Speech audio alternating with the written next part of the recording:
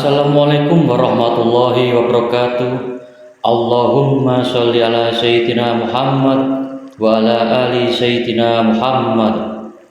Pada dasarnya, bukan hanya harta yang melimpah, bukan hanya badan yang sehat atau kesenangan dunia lainnya, tapi sesungguhnya di dalam kehidupan ini yang kita cari adalah ketenangan dan kebahagiaan. Ketenangan dan kebahagiaan itu bersumber dari hati kita, hati yang bersyukur dan hati yang lapang.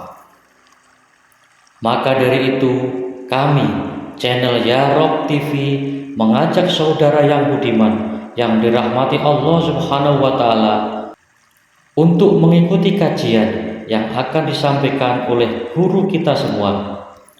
Semoga menjadi jalan damai bagi kita semua dan menjadi bekal untuk mengarungi kehidupan di dunia ini sampai nanti kita kembali kepada Sang Pencipta. Dan tak lupa tulis doa kalian di kolom komentar agar kita aminkan bersama-sama, dan bantu sebarkan video ini agar membawa amal jariah kebaikan bagi kita semua. Bagi guru kita, waktu dan tempat kami haturkan. Assalamualaikum warahmatullahi wabarakatuh. Allahu nuru samawati wal ard. Masalu nurihi kamishkatin fiha misbah. Al misbahu fi jujaja. Ajujajatu ka'annaha kaukab. Duriyu yuqadu min sajarati mubarakah. Zaitunati la syarfiyah wala gorbiyah. Yakadu zaituha yudhi'u walau lam tamsasu narun. Nurun ala nurin. Yahdillahu li nurihi mayyasha wa yadribullahu al-amsala linnas wallahu bikulli syai'in alim. Ada kata-kata yang indah di ayat ini. Wa yadribullahu al-amsala linnas. Dan Allah membuat perumpamaan untuk manusia. Tentu saja perumpamaan itu ya untuk dipahami agar semua yang perumpamaan suatu saat menjadi kenyataan. Para sahabat, kalau kita belum mengalami ayat ini hanya cerita perumpamaan. Tapi beruntung para sahabat yang sudah mengalami ayat ini. Karena ayat ini bukan lagi perumpamaan. Menjadi suatu pengalaman, menjadi suatu kenyataan dalam diri. Mari kita baca ayat ini ya. Pelik sekali ayat ini. Allah adalah cahaya langit dan bumi. Jadi Allah adalah cahaya langit dan bumi. Allah yang mengatakan Allahun nur. Itu kalimat yang sempurna. Tidak bisa dibantah lagi. Allah adalah cahaya langit dan bumi. Langit itu apa? Langit itu adalah aspek ruhaniah pada diri kita. Dan bumi adalah aspek jasmaniah pada diri kita. Jadi kalau aspek ruhaniah pada diri kita sudah terterangi oleh cahaya Allah, maka bumi kita pun akan terang. Kalau dimensi spiritual kita sudah terang, dimensi fisik kita pun akan terang. Makanya janji Allah lewat Nabi Muhammad Rasulullah SAW. Siapa yang mengejar Allah, maka dia akan dapat dua, Allah dan dunia. Dan siapa yang mengejar dunia, dia tidak akan dapat dua-duanya. Itu adalah janji yang sangat luar biasa. Dan itu perlu dibuktikan janji itu. Ya jangan cuma percaya. Allah adalah cahaya langit dan bumi. Jadi kalau Allah itu sudah bisa menerangi langit kita, maka bumi kita akan terang. Langit itu bukanlah yang berwarna biru. Itu adalah ruang kosong antar planet sebetulnya para sahabat. Langit yang sebenarnya ada pada diri kita. Bumi yang sebenarnya ada pada diri kita. Langit dan bumi adalah perumpamaan dari ruhani dan jasmani. Segala hal yang menyangkut aspek ruhaniah pada diri kita itulah langit kita. Dan segala hal yang menyangkut aspek jasmaniah itu adalah bumi kita. Jadi langit dan bumi ini ada dalam diri kita. Mari kita temukan cahaya di langit kita. Maka bumi kita akan terang benderang. Siapapun yang belum menemukan cahaya di langitnya, maka buminya akan gelap gulita. Maka ketika bumi gelap gulita, pikiran pun gelap gulita. Ketika pikiran gelap gulita, maka rasa pun gelap gulita. Padahal rasa adalah gerbang menuju realitas. Makanya jangan heran kalau manusia dalam kehidupan ini banyak sekali yang terjebak dalam kegelapan. Karena apa? Kegelapan itu diciptakan oleh rasanya sendiri. Rasa diciptakan oleh pikirannya sendiri. Pikiran yang menciptakan rasa yang gelap adalah pikiran yang sedang berada dalam kegelapan. Kenapa pikiran bisa gelap? Karena belum menemukan kesadaran. Kenapa bumi bisa gelap? Karena langit masih gelap. Selama langit kita masih gelap, bumi kita akan gelap. maka temukanlah cahaya di langit kita. Cahaya sejati yang luar biasa disediakan Allah dalam diri kita. Tapi banyak yang tidak menyadarinya. Itu yang saya sampaikan tadi. Orang-orang yang tidak menyadari kalau hari ini dia sedang berada dalam kegelapan, tidak akan pernah mencari cahaya. Tapi orang yang menyadari kalau hari ini, saat ini dia berada dalam kegelapan, maka dia akan semangat untuk mencari cahaya. Dia terus melakukan perjalanan di terowongan, dan pada akhirnya dia akan sampai di ujung terowongan untuk menemukan cahaya. Perumpamaan cahaya Allah adalah seperti sebuah lubang yang tak tembus, yang di dalamnya ada pelita besar. Temukan pelita besar itu dalam dirimu. Temukan pelita besar itu dalam diri kita. Dan pelita besar itu diletakkan dalam lubang yang tak tembus dalam diri kita. Itu yang disebut dengan mishkat. Lubang yang tak tembus itu ada dalam diri kita. Disitulah perlunya kita bimbingan seorang guru agar kita bisa menemukan. Mana lubang yang tertembus pada diri kita? Di mana sebetulnya pelita besar itu diletakkan? Itu sangat nyata para sahabat kalau kita sudah mengalaminya. Pelita itu ada di dalam kaca. Di mana kaca diletakkan dalam tubuh kita? Dan kaca itu laksana bintang seperti mutiara yang dinyalakan dengan minyak dari pohon yang diberkahi. Pohon zaitun yang tumbuh tidak dari timur dan tumbuh tidak dari barat. Pohon zaitunnya tidak dari timur, tidak dari barat. Kalau pohon zaitun itu bukan dari timur, bukan dari barat, berarti pohon zaitun itu bukan dari mana-mana. Kalau bukan dari mana-mana, berarti pohon zaitun adanya di sini. Kalau pohon zaitun itu bukan dari timur, bukan dari barat, berarti pohon zaitun itu sekarang ada di sini. Ada di sini. Itulah pohon zaitun yang diberkahi. Itulah diri kita yang sebenarnya. Aduh, kalau kita sudah menemukan kode-kode rahasia yang akan mengantarkan kita untuk meniti ke dalam diri, luar biasa para sahabat. Bahkan kita bisa menyaksikan bahwa pusat semesta ada dalam diri kita sendiri. Makanya Allah mengatakan dalam Quran surat Al-Fussilat, aku bentangkan kebesaranku di segala ufuk. Dan yang paling penting, aku bentangkan kebesaranku pada dirimu sendiri. Dan siapa yang sudah menemukan kebesaranku pada dirinya, itulah sudah menemukan kebenaran. Jadi kebenaran itu tidak di luar diri kita. Kebenaran ada dalam diri kita. Maka tugas kita adalah menemukan kebenaran itu dalam diri kita. Mana pohon zaitun yang diberkahi itu? Makanya kata-kata zaitun itu sangat luar biasa. Dalam Quran surat At-Tin kita mengenal kata-kata zaitun. Watin wa zaitun. Watin wa zaitun. Apa sih tin itu? Banyak orang yang kemudian mengartikan tin itu adalah nama sebuah buah. Ya Allah. Kenapa leluhur kita memberi nama yang buah itu namanya tin? Coba para sahabat, pernah melihat gak buah tin? Buah tin itu sebetulnya miniatur dari buah delima. Dan buah delima itu isinya apa? Buah delima itu isinya, itu adalah biji-biji yang bercahaya. Buah delima itu warnanya merah, putih, macam-macam. Ya. Dan isi dari buah delima apa? Isi buah delima itu isinya adalah butiran-butiran cahaya. Seperti bintang-bintang yang bertebaran di langit sebetulnya. Makanya kenapa buah itu diberi nama delima? Ternyata delima dari dalima. Dan dalima itu, kata guru saya, Allahu ahad, Allahu somad, lam yalid, walam yulad, walam yakul lahu kufuwan ahad. Dalima, dalnya ada 5. Makanya Quran surat Al-Ikhlas, isinya kan itu. Allahu ahad, Allahu somad, lam yalid, walam yulad, walam yakul lahu kufuwan ahad. Dalima. Makanya pohon itu, buah itu diberi nama buah dalima. Nah, dalima yang kecil itu namanya buah tin. Ternyata begitu saya membuka buah tin, ternyata luar biasa. Buah tin itu isinya luar biasa. Merah, putih, biji-bijian yang bertebaran. Seperti bintang yang bertebaran di langit. Seperti itulah buah tin. Makanya watin, demi tin. Temukan tin itu dalam dirimu. Wazaitun. Dan tin itu diletakkan di pohon zaitun. Pohon zaitun ada dalam diri kita. Maka bagi saya, tin itu adalah qalbu. Bagi saya, tin itu adalah rumahnya Allah. Bagi saya, tin itu adalah lokus yang ada dalam diri kita untuk menyaksikan kebenarannya, kebesarannya. Watin, wazaitun, waturi sinin. Di situ ada tur. Tur itu adalah gunung. Tur itu adalah bukit. Di situ ada puncak kesadaran. Di situ ada sidratil muntaha. Kalau kamu sudah menemukan tin dalam zaitun, maka kamu akan menemukan puncak kesadaran tertinggimu yang disebut dengan tur. Waturi sinin. Wahadal baladil amin. Di situ kau akan menemukan kota yang sangat aman. Kota yang sangat aman. Di luar diri kita tidak ada kota yang aman. Kota yang aman hanya ada dalam diri kita. Di situ kita akan menemukan kota yang luar biasa. Wahadal baladil amin. Laqad khalaqnal insan fi ahsani taqwim. Sungguh manusia itu aku ciptakan sempurna. Apa sempurnanya manusia? Kalau kita sudah tahu di mana tin itu, kalau kita sudah tahu di mana zaitun itu, kalau kita sudah tahu di mana puncak kesadaran, kalau kita sudah tahu di mana kota yang aman dalam diri kita, masuki kota itu. Dan siapapun yang sudah bisa memasuki kota itu, itulah manusia yang sempurna. Summa rodadnahu asfala safilin. Dan mereka yang tidak menemukan itu dalam dirinya, dia akan jadi aspal. Dan aspal itu diinjak-injak. Aspal itu ditindas. Warnanya hitam, kegelapan. Adanya di jalan raya.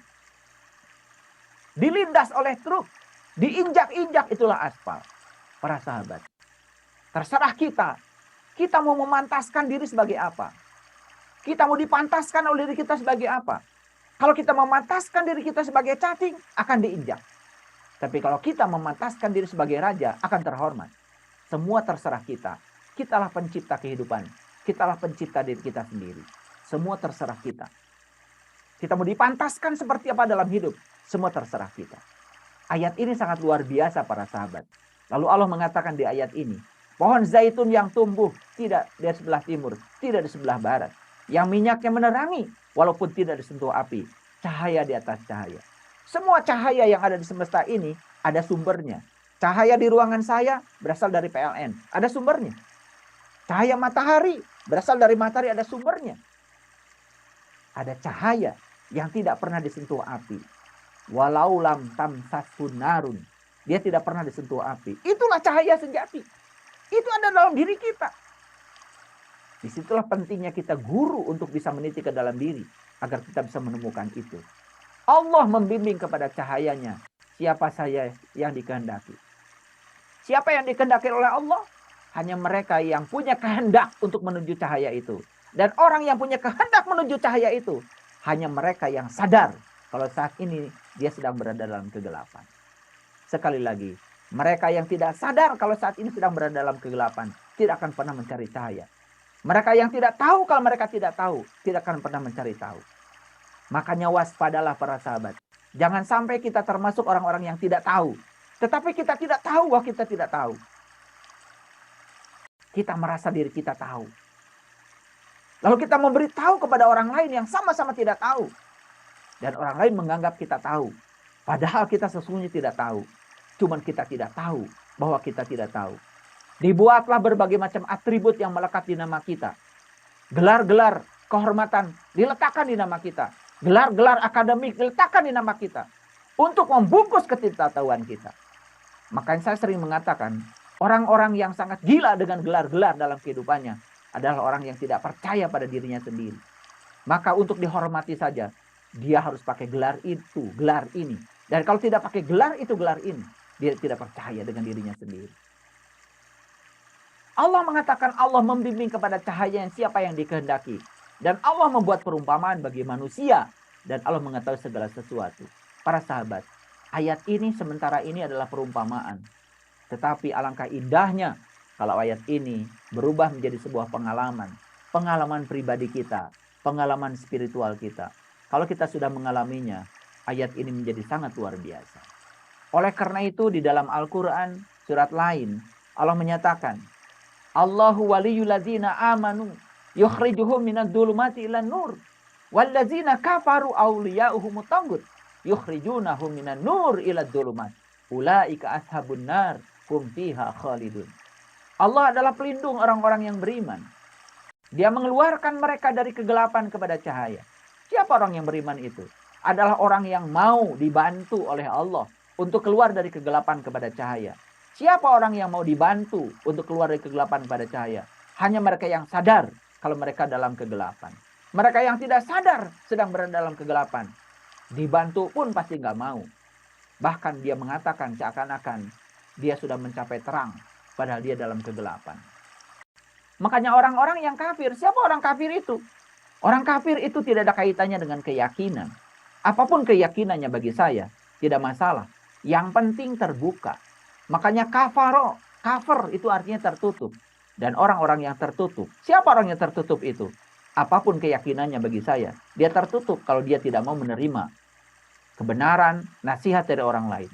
Siapapun yang menutup dirinya, merasa diri paling benar, merasa diri paling soleh, merasa diri paling baik, dan dia tertutup terhadap orang lain. Itu menurut saya orang-orang yang tertutup. Makanya orang yang tertutup semacam itu, pelindung-pelindungnya adalah syaitan. Karena syaitan itu kerjaannya apa?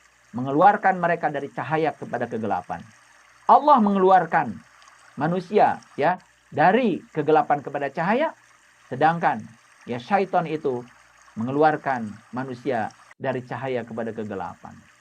Ada orang yang dalam kehidupannya terus saja hanya berpindah dari kegelapan yang satu ke kegelapan yang lain, yang semakin pekat kegelapannya. Kenapa? Karena dia tertutup. Para sahabat, siapapun orang yang menutup dirinya, merasa diri paling benar, sulit dinasehati, tidak mau memasangkan telinga untuk mendengar kebenaran, sebetulnya dia itu orang-orang yang tertutup. Dan orang-orang yang tertutup, dia hanya akan dikendalikan oleh pikiran gelapnya dirinya sendiri. Dan pikiran gelap itulah yang namanya syaitan. Jadi syaitan bukan entitas yang di luar dirinya, tapi syaitan itu adalah pikiran gelap yang ada dalam dirinya. Pikiran yang tidak sadar. Dan pikiran yang gelap akan membawa pada kegelapan demi kegelapan. Yukhrijunahum minan nur ila dhulumat. Dia akan memindahkan dari cahaya kepada kegelapan. Para sahabat, bermimpilah yang besar. Dan jangan takut gagal. Karena orang yang takut gagal di dalam apapun, ya, tidak akan pernah dia bisa meraih mimpinya. Belajarlah dari hari kemarin dan hiduplah untuk hari ini.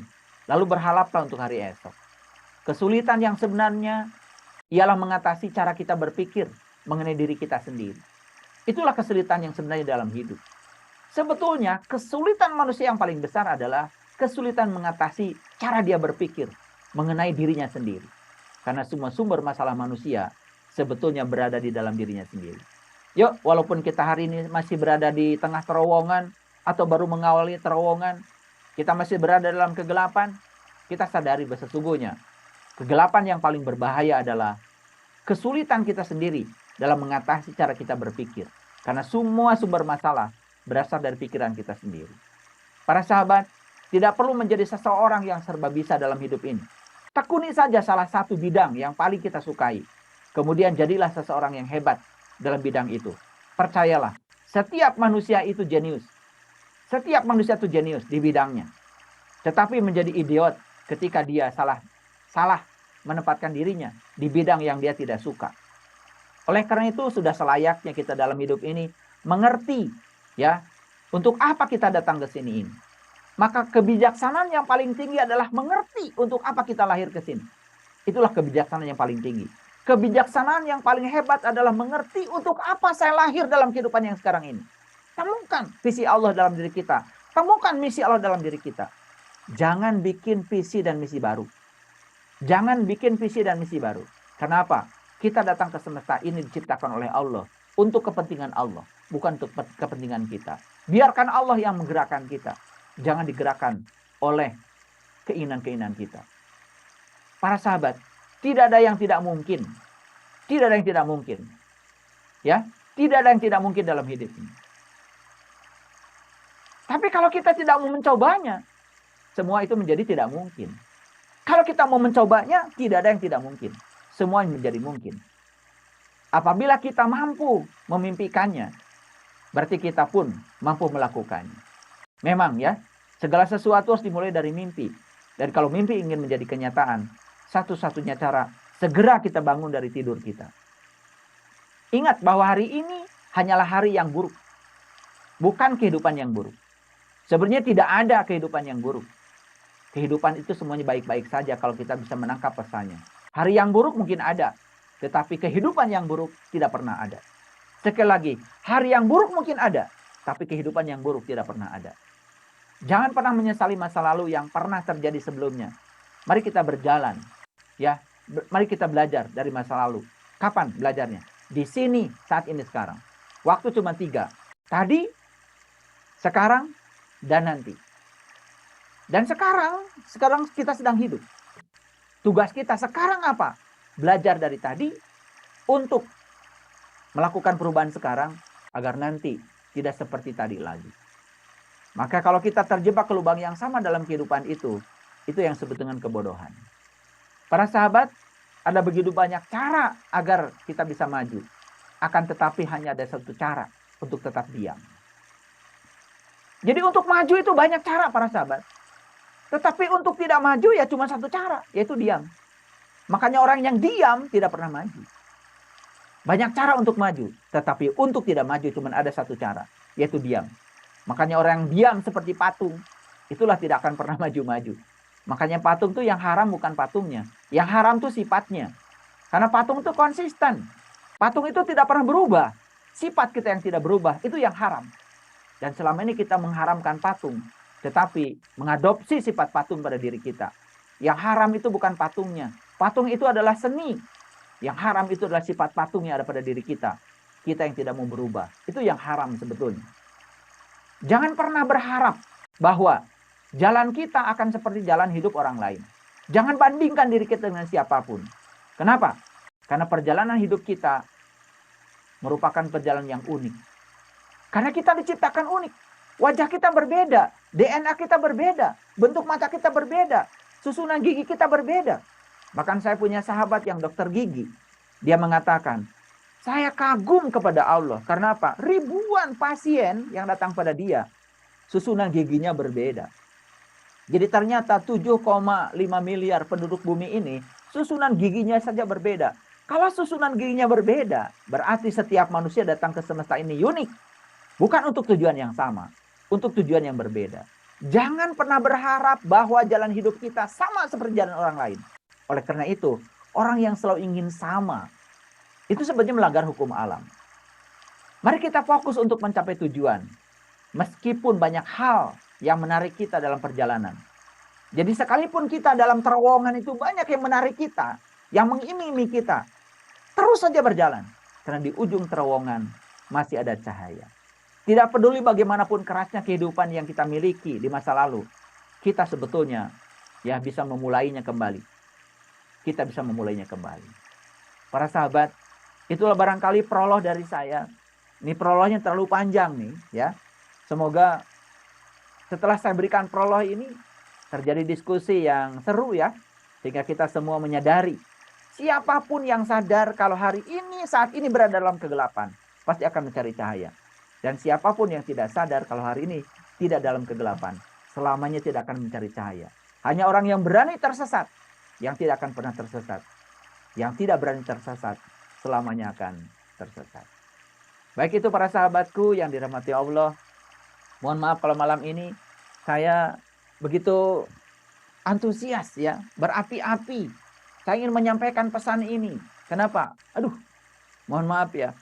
Kalau saya melihat ya kehidupan sekarang ini, betapa banyak ya orang yang menganggap dirinya seakan-akan sudah berada dalam cahaya, padahal masih ada dalam kegelapan. Lalu mengajarkan kegelapan yang ada di dalam dirinya kepada orang lain yang masih dalam kegelapan. Oleh karena itu para sahabat, mari kita sadari, orang beriman itu tidak boleh menyampaikan sesuatu apapun, kecuali yang dia alami, yang dia pahami. Kan aqimis shalah wa atuz zakah. Mari kita lihat dulu dari sisi bahasa ya. Zakat itu arti yang sebenarnya adalah membersihkan. Ulangi ya. Zakat itu apa? Arti yang sebenarnya adalah menyucikan. Makanya ada kitab Imam Al-Ghazali namanya Tazkiyatun Nafs. Nah, apa yang bisa dibersihkan? Udah Jafri. Apa yang bisa dibersihkan? Quran mengatakan qad aflaha man zakaha wa qad khaba man dasaha. Jadi beruntunglah orang yang menyucikan jiwanya dan merugilah mereka yang mengotorinya. Jadi tidak ada perintah di Quran menyucikan tubuh. Karena tubuh ini nggak bisa disucikan. Kalau kita pun sudah wudhu kan air kencing ada di dalam. Kalau kita sudah wudhu kan sebetulnya berak kita juga tidak keluar semua. Betul nggak? Jadi sebetulnya simbolisasi wudhu bersuci selama ini ya tubuh itu hanya simbolisasi untuk menyucikan jiwa. Jadi yang bisa disucikan itu adalah jiwa ya. Jadi akan itu maka zakat itu yang sebenarnya adalah tazkiyatun nafs. zakat yang sebenarnya itu adalah menyucikan jiwa. Nah, kalau jiwa kan semua orang punya ya, udah. Kalau harta memang tidak semua orang punya. Makanya perintah zakat itu yang sebenarnya adalah menyucikan jiwa. Nah, kenapa perintah menyucikan jiwa selalu setelah kita melaksanakan sholat? Kan aqimis sholah wa atuz zakah. Jadi Quran itu ya, itu struktur logikanya itu sangat hebat. Nah, bagaimana cara kita menyucikan jiwa? Ya tentu saja aqimis sholah, mendirikan sholat. Apa sih sholat itu? Sholat itu artinya manunggal. Sholat itu artinya menyatu. Nah, menyatu dengan apa? Menyatunya kita dengan Allah. Jadi sholat itu sebetulnya adalah merasakan kehadiran Allah. Nah, banyak orang yang sholat cuman gerakannya saja, tapi tidak merasakan kehadiran Allah. Makanya harus belajar sholat khusyuk. Supaya apa? Supaya sholat itu sebagaimana yang diperintahkan Allah. Aqimis sholat li zikri. Dirikanlah sholat untuk mengingat aku. Jadi kalau sholatnya tidak mengingat Allah, tentu saja tidak akan sampai pada rasa untuk merasakan kehadiran Allah. Akibatnya apa? Akibatnya sholat tidak pernah menimbulkan kesucian jiwa. Jadi sebetulnya sholat itu adalah menyatu dengan Allah, sedangkan zakat itu adalah kesucian jiwa. Siapapun yang sering menyatu dengan Allah yang Maha Suci, maka dia akan mengalami kesucian jiwa. Loh, kok zakat jadinya mengeluarkan harta? Itu adalah zakat harta. Karena memang harta pun perlu disucikan. Kalau ada yang harus disucikan. Yang jelas yang bisa disucikan itu adalah yang ada. Kan jiwa dimiliki semua orang ya, udah. Karena jiwa dimiliki semua orang, berarti jiwa itu harus disucikan. Gimana menyucikan jiwa? Dirikanlah sholat. Makanya sholat yang sebenarnya bisa mengantarkan manusia untuk sampai pada penyucian jiwa. Lah, kok ada orang sudah sholat masih benci orang lain? Udah sholat masih khawatir dengan kehidupannya. Itu karena sholatnya tidak manunggal. Sholatnya tidak sampai merasakan kehadiran Allah. Nah, kenapa? Karena tidak wudhu. Makanya kita lihat wudhu dalam bahasa Arab artinya adalah berpisah. Jadi wudhu itu bukan bersuci. Wudhu itu berpisah. Kenapa kita tidak menyatu dengan Allah? Karena kita masih sibuk dan terikat dengan yang selain Allah. Makanya wudhu yang sebenarnya adalah berpisahlah kamu dengan selain Allah, maka kamu akan menyatu dengan Allah. Siapapun yang menyatu dengan Allah, dia akan bisa tazkiyatun nafs. Makanya dirinya, ya, jiwanya akan suci. Setuju sekali, karena memang di Quran itu ya perintah itu cuma satu. Perintah untuk membaca kitab. Dan kitab yang disuruh dibaca adalah kitabmu. Bukan kitab yang lain. Iqra kitabaka kafa bi nafsika al-yauma 'alaika hasiba. Itu malah dicantumkan di Quran surat Al-Isra. Jadi perjalanan menuju diri, perjalanan untuk mengenal diri, itu memang ya, baca kitabnya itu kitab diri, kitabmu, kitabaka, bukan kitab yang lain. Dan kitab sejati yang ada pada diri kita itu ya adalah dia sendiri. Hakikat dia dalam diri kita itu adalah kitab sejati. Makanya untuk membaca kitab harus terbuka dulu mata kolbunya. Karena kalau membaca tidak terbuka mata kan berarti apa yang mau dibaca. Makanya untuk membaca kitab sejati pada diri kita itu syaratnya satu ya. Makanya ru'yatullah bi ainil qalbi. Kamu akan bisa melihat ya diri sejatimu dalam dirimu kalau kamu sudah bisa melihatnya dengan terang mata kolbumu. Jadi kalau mata kolbunya masih tertutup, masih mingkem ya, yang ada cuman pede ya, peteng dedet. Jadi tidak akan pernah bisa melihat apa-apa ya. Saya setuju sekali ya. Jadi menyembah ruh harus dengan ruh. Ya, itu dijelaskan dalam sebuah kitab suci ya. Ya, supaya tidak alergi saya tidak menyebut kitab sucinya karena saya baca semua kitab suci. Menyembah ruh itu hanya dengan ruh. Jadi ruh itu disembah dengan ruh. Ya tidak mungkin ruh disembah dengan jasad. Jasad dengan jasad lagi. Makanya kita kenal ada namanya kiblatain. Kiblatain itu dua kiblat. Dulu Nabi Muhammad juga sama dalam perjalanannya. Beliau itu ya belum tahu kiblat yang sesungguhnya. Yang menyembah kiblat seperti yang kebanyakan orang. Tapi dalam perjalanan spiritualnya beliau kemudian menemukan sebuah kesadaran baru. Sampai di Sidratil Muntaha beliau menemukan kiblat yang sesungguhnya. Itu namanya kiblatain. Jadi kiblatain itu adalah peralihan kiblat dari kiblat materi ke kiblat yang sesungguhnya. Nah, sekarang orang menjelaskan kiblatain, yang satu katanya kiblatnya ini, yang satu kiblatnya itu, dua-duanya materi. Lah itu bukan kiblatain itu, ya itu kiblat, ya. Jadi kiblatain itu dua kiblat, ya. Nah, jadi zikir itu memang ya, zikir itu yang benar ya nggak ada suaranya. Di Quran dikatakan ya, fazkurullah zikran katsir, ya fazkurullah kazikrikum aba'akum. Jadi mengingat Allah itu seperti kamu mengingat bapakmu sendiri. Nah, zikir itu menjadi hobi, menjadi tersembunyi kalau kita sudah tahu yang kita ingat. Nah, makanya kalau kita menyebut itu bukan zikir. Nah, menyebut kalau tidak tahu yang disebut juga tidak akan pernah ada dampaknya. Oleh karena itu maka tadi sudah mengamalkan zikir bersuara, tetapi tetap saja salah persepsi. Ya iya, karena kita masih belum sampai pada zikir yang sesungguhnya. Ya, zikir sesungguhnya itu hening bening kok, nggak ada suaranya. Bahkan saya sedang bicara begini pun, saya tetap zikir, karena saya tidak bisa melupakan beliau. Saya tidak bisa melupakan beliau. Bahkan saya kalau udah ngomong gini, lah pengennya nangis gitu. Ya, kalau saya nangis malah jadi ceramahnya nggak berjalan. Ya, makanya saya setuju sekali ya. Ya, kita ini harus menjadi animal. Animal itu apa? Animal itu semut. Siapa semut itu? Semut itu yang suka masuk ke dalam lubang. Di mana lubangnya? Tentu saja lubang itu tidak di luar diri kita, dalam diri kita. Makanya jadilah semut. Makanya Quran surat semut akan surat 27. Namanya surat An-Naml. Oh, keren banget sebenarnya kalau dibuka rahasianya. Banyak yang nggak tahu ya. Makanya yang dihaikan bukanlah tubuh-tubuh yang hebat, tubuh-tubuh yang cantik, tubuh-tubuh yang ganteng. Yang dihaikan adalah ya ayat Tuhan nafsul mutmainah, wahai diri-diri yang sudah mutmainah, yang sudah selesai dengan dirinya sendiri, yang sudah tenang. Karena yang sudah tenang itu tidak pernah terombang-ambing oleh segala situasi di luar dirinya. Itulah diri-diri yang keren ya. Itu diri-diri yang sudah mutmainah. Dia tuh nanya-nanya, kok judul-judul Al-Quran tuh aneh-aneh gitu ya. Al-Baqarah, sapi betina, gua, Al-Kahfi, gua, An-Naml, semut, dan lain-lain ya gitu. Ada nama bintang, ada nama bulan, ada nama matahari. Ternyata kalau kita tahu aslinya, sebetulnya itu merujuk kepada hal yang sama. Al-Baqarah ya, Al-Baqarah itu sapi betina. Ternyata saya untuk bisa menjawab Al-Baqarah itu hakikatnya apa, itu dalam sekali saya belajar. Mungkin ribuan kali saya baca Quran udah. Sampai saya menemukan garis benang merahnya. Ternyata di Quran itu, kalau ada kata-kata laki-laki, itu mengacu pada urusan ruhani. Kalau ada kata-kata perempuan atau wanita, mengacu pada urusan jasmani. Jadi ya, kalau di Quran ada kata laki-laki itu mengacu pada urusan ruhani.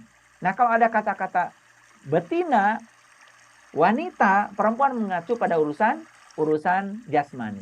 Jadi Al-Baqarah itu ternyata isinya adalah cerita tentang ya kendaraan yang disiapkan Tuhan secara fisik yang dapat mengantarkan jiwa menuju Allah.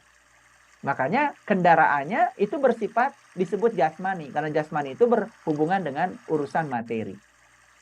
Jadi itu ya, karena kita ada di alam materi, tidak mungkin kita melakukan perjalanan tanpa menggunakan alam materi. Walaupun yang dituju adalah alam ruhani. Makanya Al-Baqarah isinya itu dimulaikan dengan alif lam mim, terus ya. Itu kan coba lihat Al-Baqarah isinya apa? Pertama, Al-Baqarah cerita orang yang bertakwa. Coba, orang bertakwa itu siapa? Orang yang bertakwa itu orang yang beriman pada yang gaib, ya. Dan bagaimana kita bisa beriman pada yang gaib kalau yang gaibnya tidak nyata? Kita baru bisa beriman pada yang gaib kalau yang gaibnya nyata. Allazina yu'minuna bil ghaib. Itu baru bisa kita imani yang gaib itu kalau sudah nyata. Makanya Allah tuh bukan maha gaib lagi bagi yang tahu. Allah tuh maha nyata. Rumah Allah itu sebetulnya tidak terbatas, tanpa batas, luar biasa. Itu cerita yang bertakwa. Berikutnya cerita orang yang pura-pura beriman. Itu bagian yang kedua, siklus kedua. Ya, orang-orang yang pura-pura beriman. Kemudian orang yang pura-pura beriman itu dijelaskan secara rinci sifatnya seperti apa. Suka membuat kerusakan di muka bumi, ya, dan lain-lain sebagainya. Itu kan? Ya, gitu. Terus itu sampai akhirnya perjalanan pulang itu di ayat yang ke-286. Makanya saya sudah buat ya kajian khusus surat Al-Baqarah. Jadi kalau udah Safri Ajal mau mendengarkan, nanti bisa menghubungi admin di sini ya. Kalau ingin mendapatkan kajian Al-Baqarah. Nah itu ya. Nah ada lagi tadi semut. Kok namanya semut? Semut itu kan perlambang dari binatang yang suka tinggal di kegelapan, tinggal di dalam lubang. Makanya semut itu kan sering keluar dari lubang mencari makanan. Kan gitu. Itulah perjalanan kita. Hei manusia yang sekarang berada dalam kegelapan, keluar dong dari lubangmu ya. Ya, keluar dari lubangmu. Jangan tinggal dalam kegelapan terus-menerus. Itu sebetulnya simbol-simbol. Tetapi saya pastikan itu tidak sulit kalau kita sudah mengalami. Gua Al-Kahfi. Ternyata gua itu ya bukan gua yang di luar. Itu cerita tentang diri kita. Makanya orang Jakarta bilang dirinya kan gua. Gua tuh gue. Jadi Quran surat Al-Kahfi itu perjalanan meniti ke dalam diri. Guanya bukan di luar, bukan di Yordan sana. Gua tuh ada dalam diri kita. Ternyata dalam gua tuh ada matahari. Ternyata dalam gua itu ada sinar. Kan itu diceritakan dalam Quran surat Al-Kahfi. Makanya kalau ingin tahu isinya Quran, jangan cuma baca judulnya. Masuk ke dalamnya baru tahu esensi dari judulnya. Nah, jadi kenapa menggunakan nama binatang, menggunakan nama-nama benda? Ya, saya juga tentu saja saya tidak tahu maksudnya apa. Tetapi bagi yang sudah tahu maksudnya, ternyata itu semua adalah luar biasa. Itu adalah simbol-simbol yang dapat mengantarkan kita untuk bisa menemukan jati diri kita semuanya. Ya, itu sebenarnya Allah cuma menyuruh kita berpikir udah. Saudaraku yang budiman, demikianlah kajian dari guru kita semua. Semoga kajian ini menjadi jalan kebaikan bagi kita semua dan kita semua dapat mengambil hikmahnya. Serta jangan lupa like video ini, komen doa-doa dan harapan kalian pada kolom komentar, serta subscribe channel ini agar berkembang dan menyajikan konten yang bermanfaat bagi kita semua. Amin ya rabbal alamin. Dan dari kami Ya Rob TV mengucapkan terima kasih. Wassalamualaikum warahmatullahi wabarakatuh.